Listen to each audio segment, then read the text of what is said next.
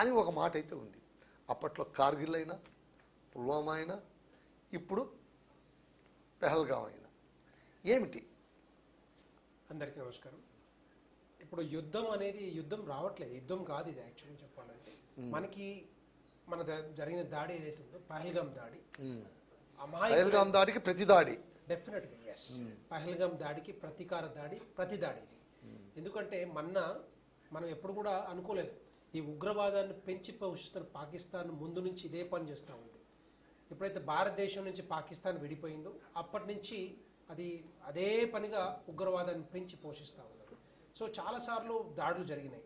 ఇప్పుడే కాదు, యూపీఏ 1 హయాంలో కానీ యూపీఏ 2 హయాంలో కానీ ఎన్నో దాడులు జరిగినాయి చెప్పాలంటే. పార్లమెంట్ అటాక్ దగ్గర నుంచి నిన్నటి వరకు పహల్గాం దాడి వరకు. సో ఎంతోమంది చనిపోయారు, దగ్గర 350 మంది సామాన్య పౌరులు చనిపోయారు, 600 మంది సైనికులు చనిపోయారు.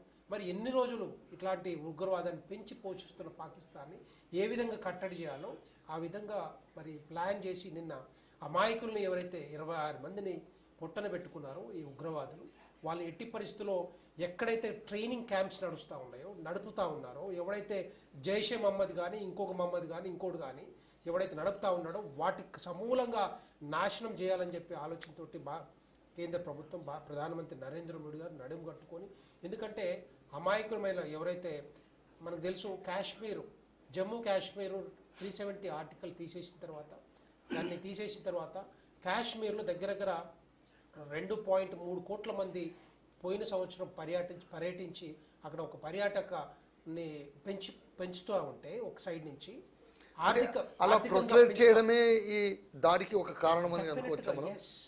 వాళ్ళకి కాశ్మీర్ అభివృద్ధి ఇష్టం లేదు. కాశ్మీర్ అభివృద్ధి చెందితే రేపొద్దున కాశ్మీర్ మా పాకిస్తాన్లో భాగమని ఎప్పటి నుంచో చెప్పుకుంటా ఉన్నారు. అది ఇష్టం లేదు కాబట్టి దాన్ని ఎట్టి పరిస్థితుల్లో ఏదో ఒక దాడి చేయాలి, సామాన్య పౌరులు చంపాలి, మతం పేరుతో చంపడం అనేది డెఫినెట్గా దుర్మార్గమైన చర్య. వాళ్ళకి ఎందుకు చూశారు మనం, అక్కడ జంటలు ఉంటే పాపం జంటలు విడదీసి మీరు హిందువా ముస్లిమా మీరు బట్టలు ఇప్పి కూడా చూసిన ఘటన అంటే ఊరుకుంటారని నాకు అర్థం. మరి అమానవీయం ఎట్టి. సో అలాంటి కొడుకుల్ని మరి చంపాలంటే డెఫినెట్గా ఉండకుండా చేయాలంటే డెఫినెట్గా మనం ప్రతీకార దాడి చేయాల్సింది. కాబట్టి ఈరోజు 15 రోజుల నుంచి భారతదేశ ప్రజలందరూ కూడా ఎదురు చూస్తూ ఉన్నారు.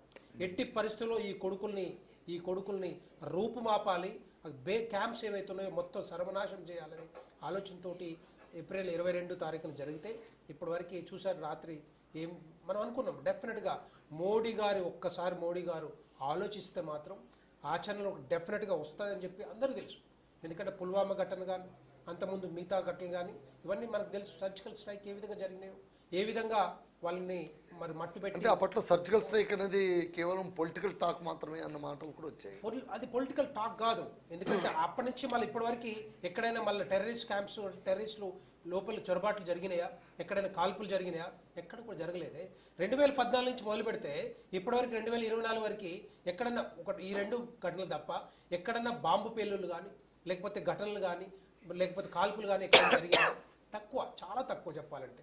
మరి అదే 10 సంవత్సరాల ఈ కాంగ్రెస్ హయాంలో యూపీఏ 1 కానీ 2 హయాంలో పొద్దున్న లేస్తే టీవీ ఆన్ చేయగానే మరి చొరబాట్లు కాల్పులు మరి ఎంతోమంది చచ్చిపోయారు కదా ఆ టైంలో. కానీ ఈ భయము వాళ్ళకుంది పాకిస్తాన్లో.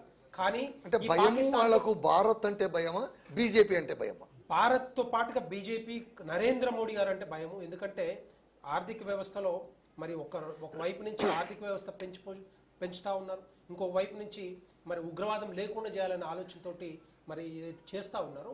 డెఫినెట్గా ఏదో ఒకటి చేయాలి, ఈ కాశ్మీర్ అభివృద్ధిని అడ్డుకోవాలి, ఆటంకం కలిగించాలన్న దుర్మార్గమైన ఆలోచనతోటి సామాన్య మానవుల్ని, సామాన్య పౌరుల్ని, మరి పర్యాటకుల్ని కాల్చి చంపడం అనేది డెఫినెట్గా దుర్మార్గమైన చర్య.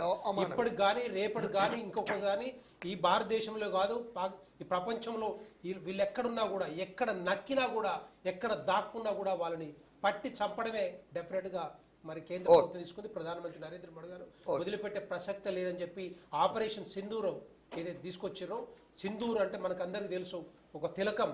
ఎందుకంటే అది సెంటిమెంట్ రంగరించి యుద్ధం చేశారు. డెఫినెట్గా మరి ఉండాల్సిందే.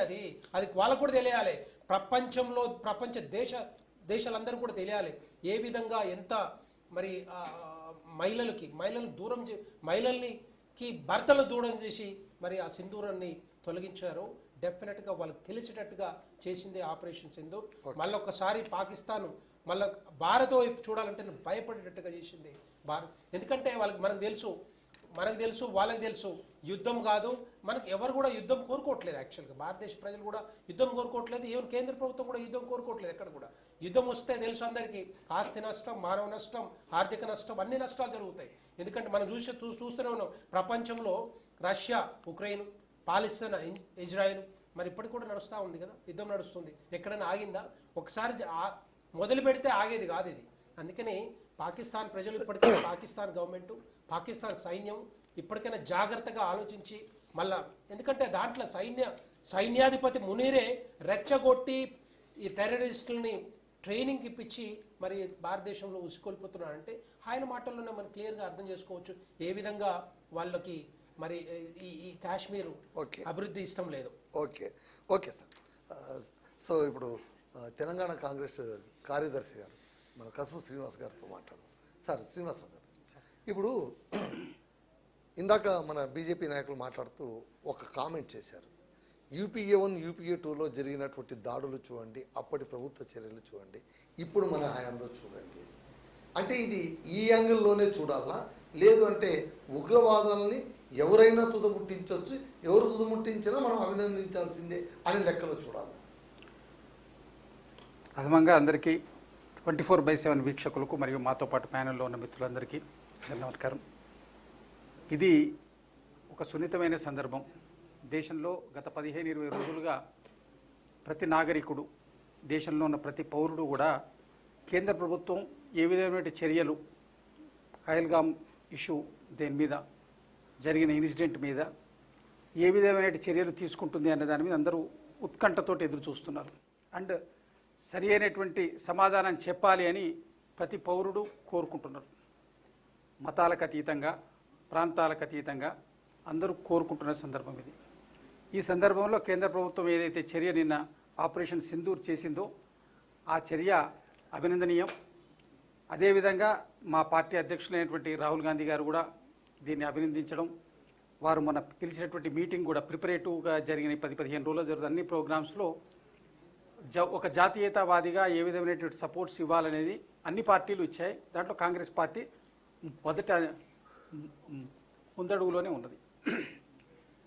తర్వాత ఇది విమర్శలకు, ప్రతి విమర్శలకు తర్వాత మనం సమాధానం చెప్తే, ఇప్పుడు ఆపరేషన్ సింధూర్ జరిగింది ఉగ్రవాదుల స్థావరాల మీద.